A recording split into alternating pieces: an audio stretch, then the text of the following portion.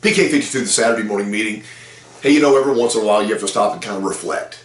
I've had a tremendous couple of weeks, and I normally try to have some kind of content for you guys to be able to grow your career and everything, but I've just got to stop and break back the last 2 weeks for you and tell you what I've seen out there.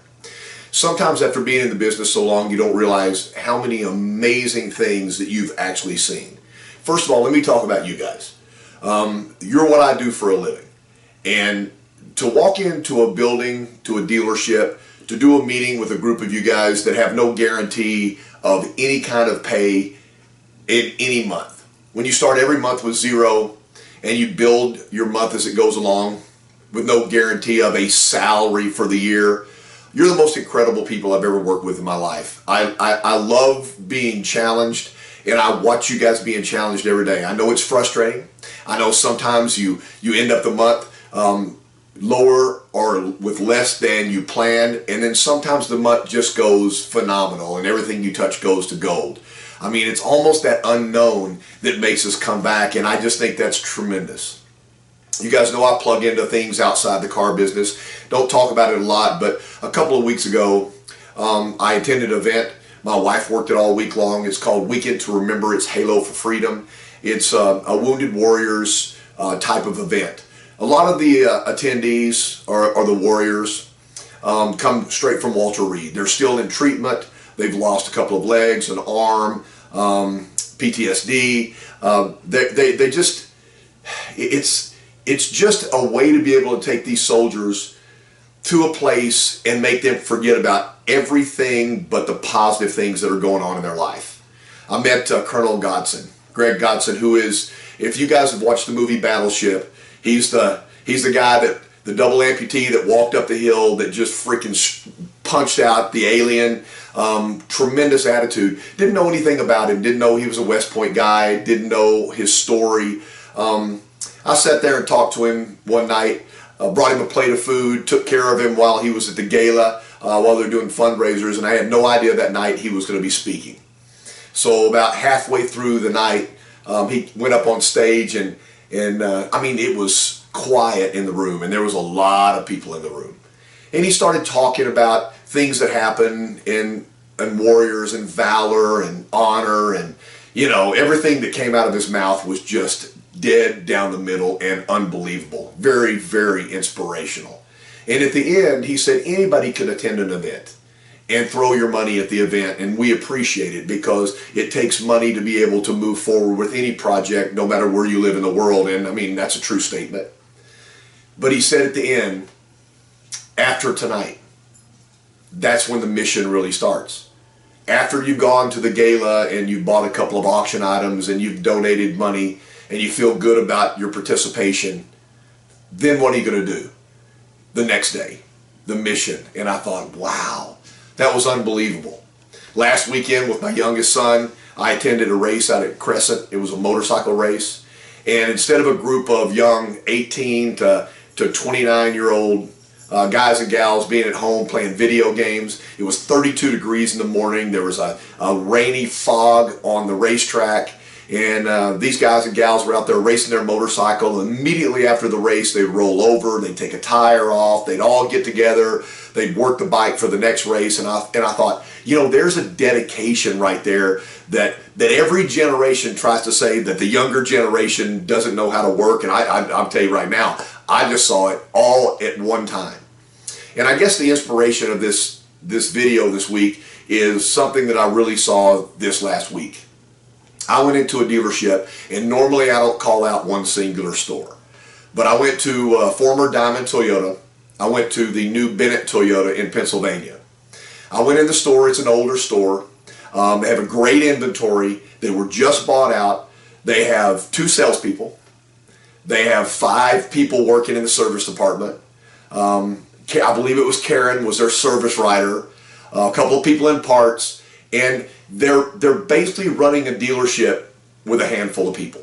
And I thought, what a tremendous opportunity.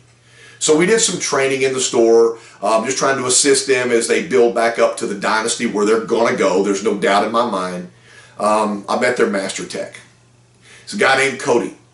Never in a long time have I really met somebody that I truly admired their passion. So we had a meeting back in the service department. All the techs stopped working. In fact, everybody at the dealership stopped working. We kind of shut the store down. And we talked about the value of Toyota, not the product, not the dealership, not the location, but the people. And we talked about buying a $30, $40, $50, $60,000 Toyota and then making a decision as a consumer to service that car at a Pep Boys or a Brake Experts or a Grease Monkey or whatever. And we realized that we need to make sure every single customer plugs into the service department and uses our service department because of the talent of the people in our service department that cannot be duplicated anywhere else. If you spent $50,000 on the technology to buy a Toyota because you love the brand, you love the safety, you love what it provided your family, why would you ever service that car with anybody but a certified Toyota technician? I handed over the 160-point certified inspection form to Cody, and basically my statement with him was, parents are coming in, they're buying a car for their daughter, it's her very first car. They're worried about her. They want to make sure the car doesn't break down. They want to make sure the car is a safe car. It's a pre-owned car with miles on it. And to listen to that man talk about what the guarantee was when he put his name on that document, and we handed a copy of that document to those parents saying, this is the car that your child should be driving as their first car. You have my guarantee. I was going like, wow. That was probably the most powerful thing that I've heard in a while. I also started talking about why wouldn't we as sales professionals have a photo of everybody that worked in our shop, from our parts manager to the person that worked the parts counter to all the service writers to all the techs back in the back, and say, look, we have a series of pre-owned cars here and certified cars here and new cars that we prep for sale. This is the group of people that stand behind every single car that we sell. It seems like right now, in a time of everything being pushed upon price, and we're selling one of the greatest cars in the history of the world, the Corolla, the #1 selling car in the world, the Corolla. Never been any car sold more in volume than the Corolla. Outsold the Volkswagen Bug, the Model T. I mean, this thing is a dynasty, this Corolla. And we're selling these cars for less money than the dealer bought the car for. It seems like maybe we need to back up and reflect on why that's a great car and what you get with the Corolla. And that's the whole dealership experience. Just like Colonel Godson says, I've sold you the car. It's going to be a great car. There's no apologies for the car. But what's next? What's the mission after the sale? Every time we bring one of these cars back in with 150,000 miles and we service it and we resell it, what's the mission that we're telling the customer about the car and why the car is a valuable car? Man, I got to tell you, I've been doing this a long time, but over the last couple of weeks, I've really learned something. So I want to shout out to a little dealership that's just starting, 2 salespeople, a handful, maybe 5 technicians in the back, and a couple of managers, Andrew and Chris. When I left there, I thought, wow, I would have liked that opportunity. That's a place where I could have stopped doing what I'm doing and everything and just jumped right in there and started that thing from scratch. Because think about what's going to happen to these guys in about a year. When this thing is grown and they have 15 salespeople and the service department's brimming with techs back in the back, and they completely turned this store around. Those people did that, and that's a cool deal.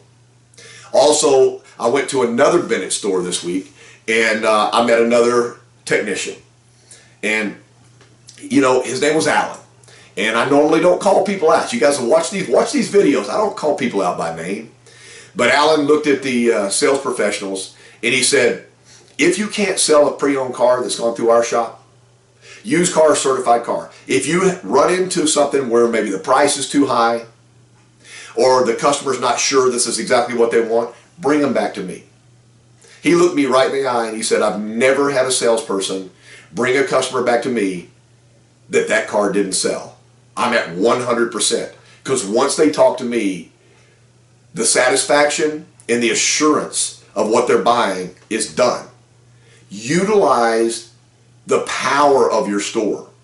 It has never been the car business. Man, we sell great cars. There's not a better car than the Camry or the Corolla. The RAV4 is by far the greatest small SUV that's ever been made. Drive a Sequoia. You know, just forget about it for a second. Get in a 4Runner and drive a 4Runner. Get in the Tundra and drive a Tundra. Drive a 150,000 mile Tundra and then go drive a brand new Ford F-150 and go like, wow. The Tundra at 150 miles is a better vehicle, drives quieter, got more great torque and power than a brand new F-150, and realize what we have to sell. We have a great product, but it's never been the product. It's always been the people. Take this year and look at what we have and never start a day on a negative side and always start a day on a positive side. What is the mission after you watch this video? How are you going to take yourself as a sales professional from 12 to 15 cars a month and get to that 30 cars a month and become one of the top players in your region? As a service tech, how are you going to make sure that every single customer comes back and asks for you by name? As a service writer, how are you going to start every conversation with a customer about the greatness of your shop and how we stand behind the product? Genuine Toyota parts. Better than any aftermarket part ever out there. How are we going to explain to the customer that they always should use our parts? And that once they buy a car from our dealership, they never go anywhere else? Man, you know, I always say, the bigger you make it, the bigger it is. The last couple of weeks for me have been tremendous to see the spirit and the heart of the people in my environment, in my life, and you guys that make me get up every day and go to work. I hope this makes you reflect a little bit. There is nobody out there that's better than you. PK52, the Saturday morning meeting. Stay tuned. We're going to do a series over the next couple of weeks on the Toyota product. It's about time we get back to the nuts and bolts of what we sell and what the customer buys. See you next week.